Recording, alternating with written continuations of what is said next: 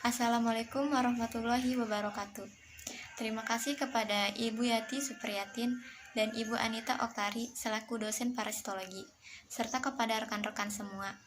Perkenalkan, saya Asnawati dari Prodi D3 Analis Kesehatan, kelas A dengan NIM 1811E1024. Saya akan mempresentasikan tentang Protozoa usus 1, Entamoeba histolytica. Entamoeba histolytica adalah protozoa parasit bagian dari genus Entamoeba yang merupakan salah satu protozoa usus yang dapat mengakibatkan penyakit dalam tubuh manusia.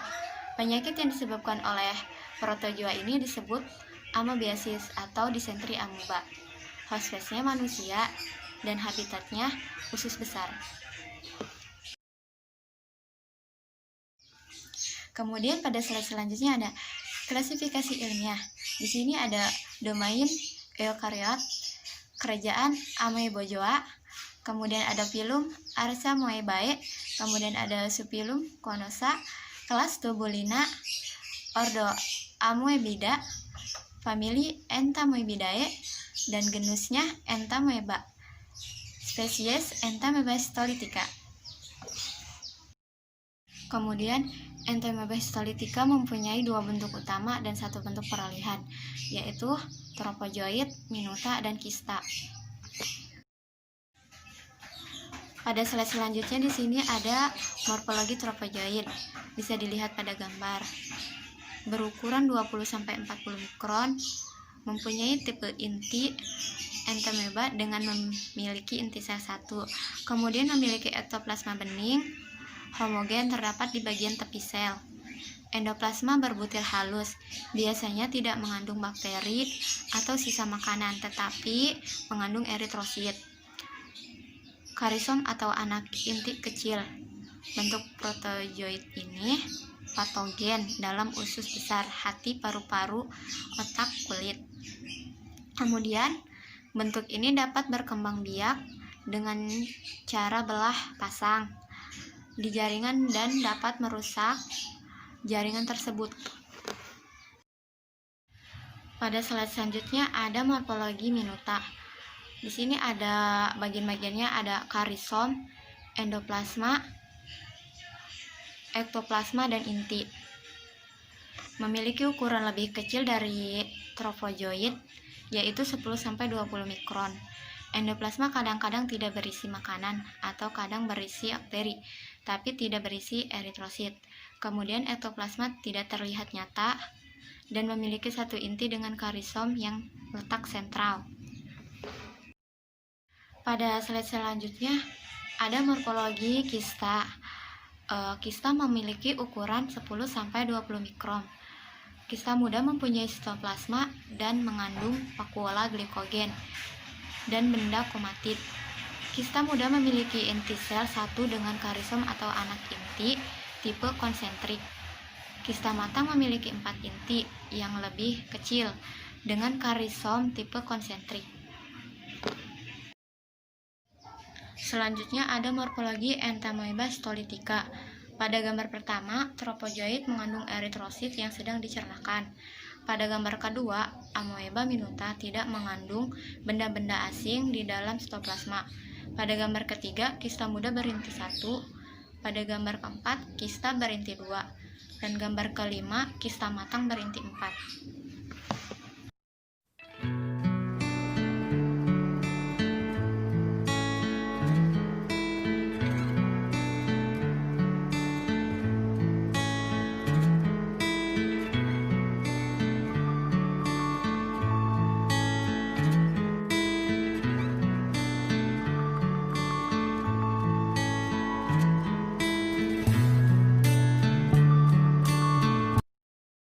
Kemudian di sini ada siklus hidup, bisa dilihat pada gambar dan animasi videonya.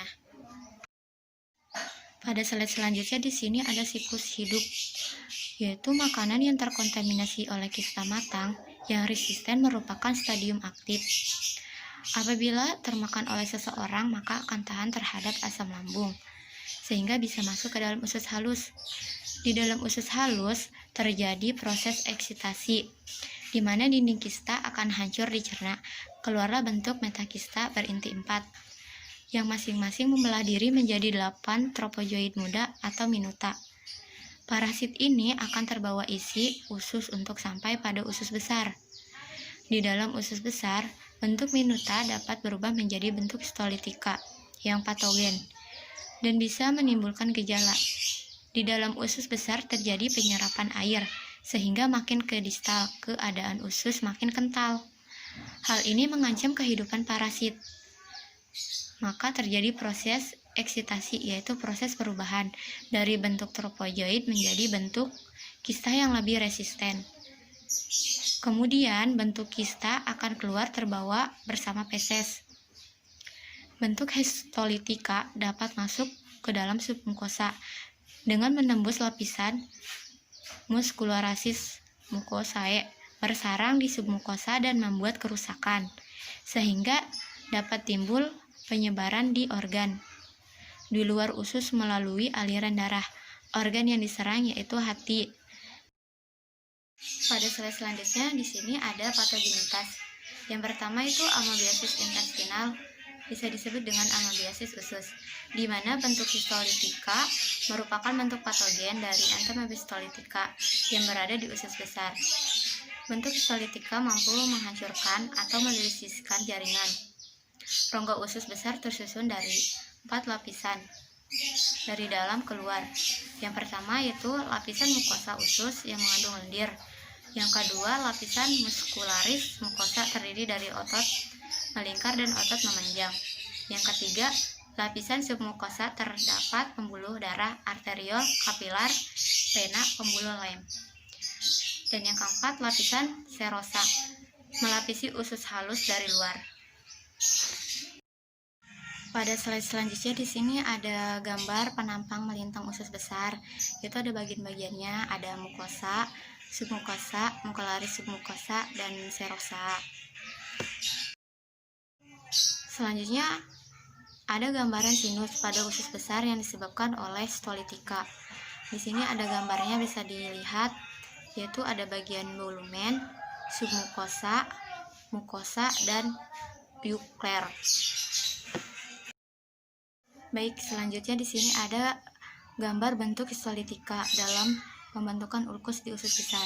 Bisa dilihat bagian-bagiannya.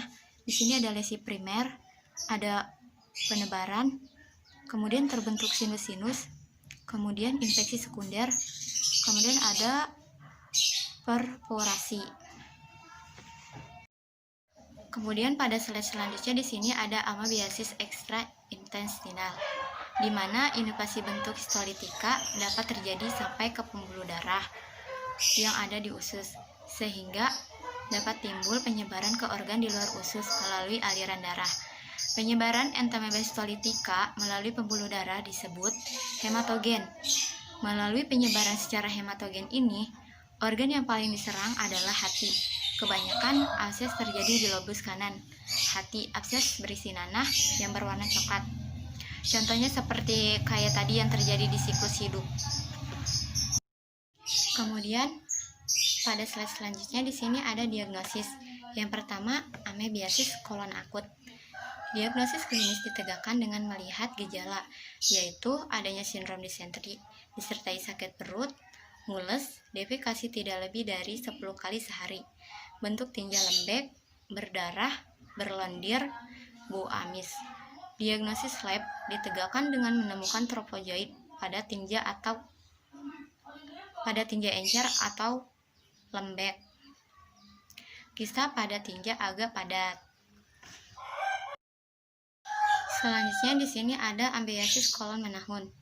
Biasanya terdapat gejala diare ringan yang diselingi dengan ositipasi. Dapat juga terjadi suatu akseserebasi akut dengan sindrom disentri. Diagnosis lab ditegakkan dengan menemukan bentuk kista atau tropozoid dalam tinja. Bila amoeba tidak ditemukan, pemeriksaan perlu diulang 3 hari berturut-turut. Reaksi serologi perlu dilakukan untuk ikut menegakkan diagnosa.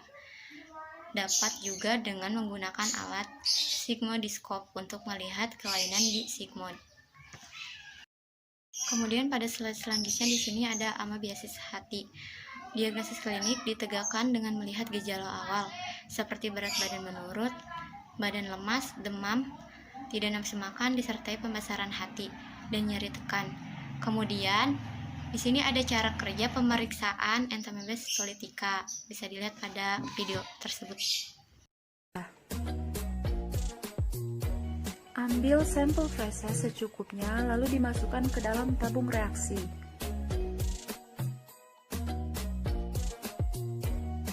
Lalu homogenkan dengan menggunakan lidi.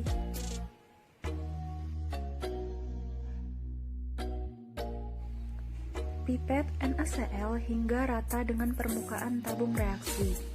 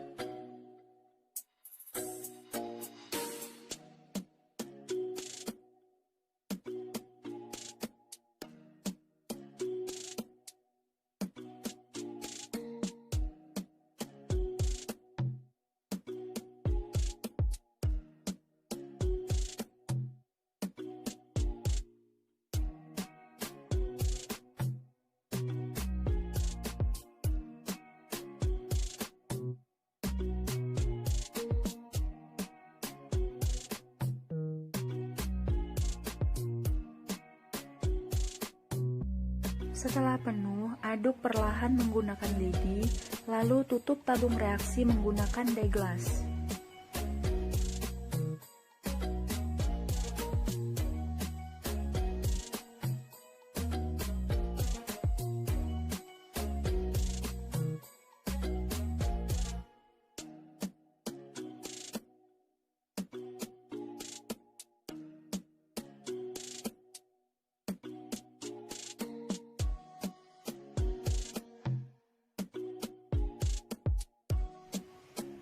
Dibiarkan selama 30 menit. Setelah 30 menit, pindahkan deglas ke objek gelas yang bersih dan juga kering.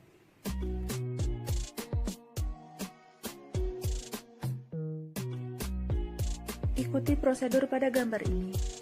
Hasil pemeriksaan.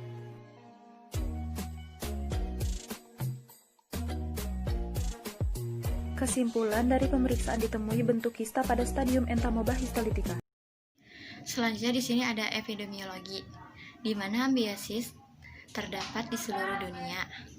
Prevalensinya cukup tinggi di negara tropis, terutama di negara yang lingkungannya kurang baik. Kemudian, penyebaran penyakit ambiasis biasanya diawali oleh faktor higienis perseorangan, sanitasi lingkungan yang kurang baik, dan serangga menjadi faktor mekanik.